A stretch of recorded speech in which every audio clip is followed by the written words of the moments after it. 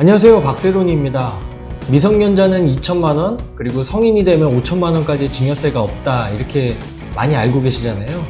그런데 실제로 미성년자 때부터 이 10년 단위로 증여 계획을 해서 증여를 한다면은 나중에 한 만 30세가 됐을 때 어느 정도 효과가 있는지 한번 알아보는 시간을 갖도록 하겠습니다.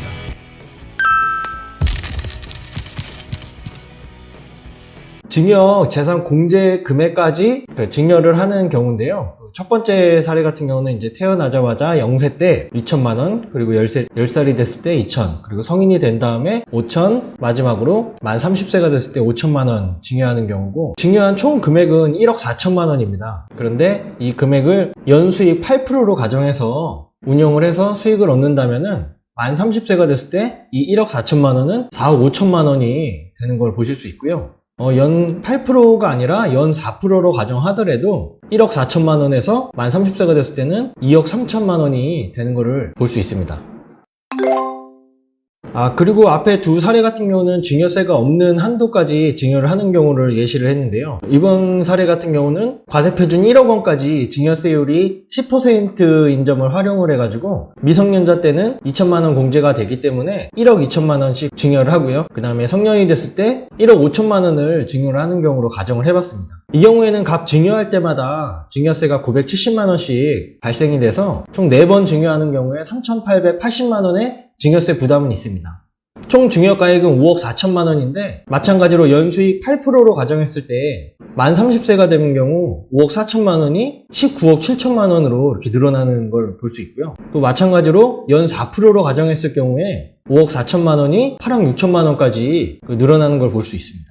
만 30세까지 됐을 경우에 돈이 얼마나 늘어나는지를 봤는데요. 이 금액을 만약에 30세가 됐을 때 한 번에 증여를 한다면은 증여세가 어떻게 나올지 그것도 같이 한번 보겠습니다. 사례 1번과 2번 같은 경우는 증여세가 없었기 때문에 증여세가 0원인 반면에 30살이 됐을 때 다 5천만 원을 증여를 한 경우 증여세가 6,800만 원이 나오고요. 그리고 2억 3천만 원을 증여를 하는 경우에는 증여세가 2,600만 원 정도가 발생이 됩니다. 그리고 10% 증여세율을 이용한 증여 같은 경우에 말씀드렸듯이 한 번 증여할 때마다 970만 원씩 4번인 경우에 3,880만 원의 증여세가 발생이 되고, 사례 3번 같은 경우 19억 7천만 원을 만 30세에 한 번에 증여를 한다면은 증여세는 5억 9천만 원 정도가 나옵니다. 사례 4번 같이 8억 6천만 원을 증여하는 경우에도 증여세는 1억 7,900만 원 정도 큰 차이가 되는 걸 알 수 있습니다. 이렇듯이 증여는 최대한 빨리 그리고 10년 단위의 계획을 세워서 증여를 한다면은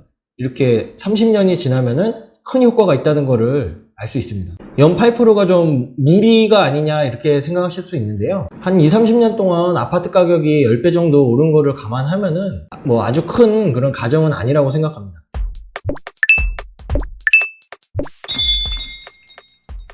다음으로는 홈택스에서 어떻게 증여세 신고를 하는지 알아보도록 하겠습니다.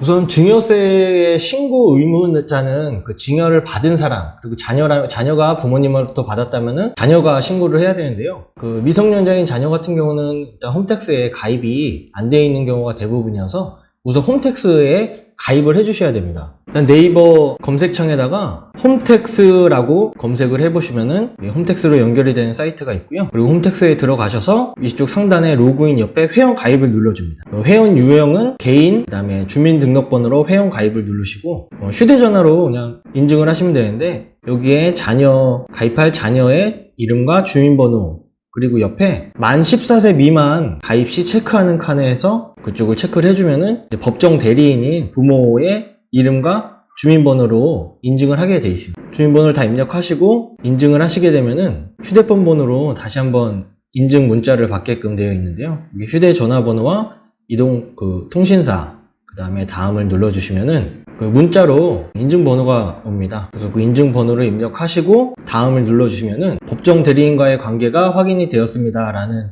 문구와 함께 다음 단계로 진행하시면 되고, 여기 이용 약관은 동의하지 않으면 가입이 안 되니까요. 다 동의를 해주셔가지고 다음을 눌러주십니다. 그리고 자녀가 이제 사용하실 아이디를 적어주시고 중복 확인을 해주신 다음에 사용 가능합니다를 확인하신 다음에 사용하실 비밀번호를 영문, 숫자, 특수문자 조합해서 9자리에서 15자리로 설정을 해주십니다. 휴대전화번호는 입력이 되어 있을 거고요. 그다음에 이 빨간 표시 있는 부분에 이메일을 작성을 하셔가지고 회원가입 완료하기를 눌러주시면 됩니다. 추가 정보는 뭐 별도 입력 안 하셔도 가입이 가능하시고요.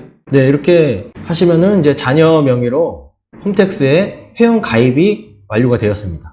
이제 본격적으로 이제 증여세 신고를 하시려면은 아까 만든 아이디로 로그인을 해주게 됩니다. 아이디 로그인을 눌러주시고 아까 만든 아이디와 비밀번호를 같이 입력을 해주셔서 로그인을 해주십니다. 네, 그리고 위에 메뉴 중에 신고 납부에서 세금 신고, 그리고 증여세를 눌러줍니다. 이쪽에 일반 증여 신고에 뭐 정기 기한 후 수정 신고, 파일 변환 신고 있는데 여기에 현금 증여 간편 신고라고 별도로 마련되어 있는데 이쪽으로 들어가 주시면 되고 우선 증여 일자를 입력을 해줍니다. 지금 촬영일 기준으로 저는 입력을 해봤는데요. 그 다음에 증여자, 이제 주는 사람을 입력을 하는 거죠. 제가 저희 자녀에게 준다고 가정하면은 저의 이제 주민번호를 입력하시고 그 다음에 수증자, 이거는 미리 입력이 되어 있습니다. 아까 자녀 명의로 로그인을 했기 때문에 여기서 이제 확인을 눌러 주신 다음에 증여자와의 관계, 이제 받는 사람 기준으로 주는 사람이 누구냐를 따지는 건데요. 그러니까 아버지한테 받는다면은 자식이죠. 그리고 여기 수증자에서 미성년자를 눌러 주시고 다음으로 이동하게 됩니다. 여기 이제 증여재산 명세 입력인데 평가가액에 이제 실제로 현금을 해주는 금액을 입력해 주시면 됩니다. 미성년자이기 때문에 2천만 원을 입력하고 등록하기를 누르시면 이 자동으로 증여재산 공제에 직계존비속 칸에 2천만 원이 입력이 되는 것을 확인할 수 있습니다. 이렇게 하면 세금은 없죠. 그 다음에 저장 후 다음 이동으로 눌러주신 다음에 그러면 이렇게 신고 내용이 나와 있습니다. 증여재산가액 2천만 원에 증여재산 공제 2천만 원, 납부세액은 없고요. 여기서 제출하기를 눌러주시면은 이제 증여세 신고가 완료가 되는 겁니다. 이렇게 증여세 신고가 접수가 완료가 되면은 이 증여세 신고 이 화면에서 세금 신고, 신고 내역 조회, 그리고 세 번째 신고 부속 증빙 서류 제출이 있습니다. 이쪽을 눌러주시고 그 주민번호를 넣고 조회를 하면은 그 신고 내역이 아래 목록이 이렇게 뜰 거고요. 오른쪽에 부속 서류, 이게 지금 저는 제출한 건데 여기에 제출하기를 눌러주신 다음에 부속 서류 제출하기 눌러주시고 파일 선택해서 본인 사진 찍은 사진 파일 되고요. 그 PDF 파일 같은 것도 가능합니다. 여기에 그 증여세 신고할 때 들어가는 뭐 가족관계 증명서라든지 현금 증여한 경우에 그 이체한 이체증, 이체 내역, 그렇게 계좌 잔고나 그런 것들을 이제 캡처하셔가지고 올리시면 되고, 그리고 뭐 증여 계약서를 작성했다 한다면 그런 계약서 같은 것들 이쪽으로 넣으셔가지고 부속 서류를 제출하기를 하시면 됩니다. 여기 뭐 제출이 안 돼서 부속 서류가 좀 필요하다 하면은 세무서에서 별도로 연락이 오고요. 뭐 그때 제출해도 뭐 크게 무방합니다. 이렇게 해서 부속 서류까지 제출된다면은 증여세 신고가 마무리됩니다.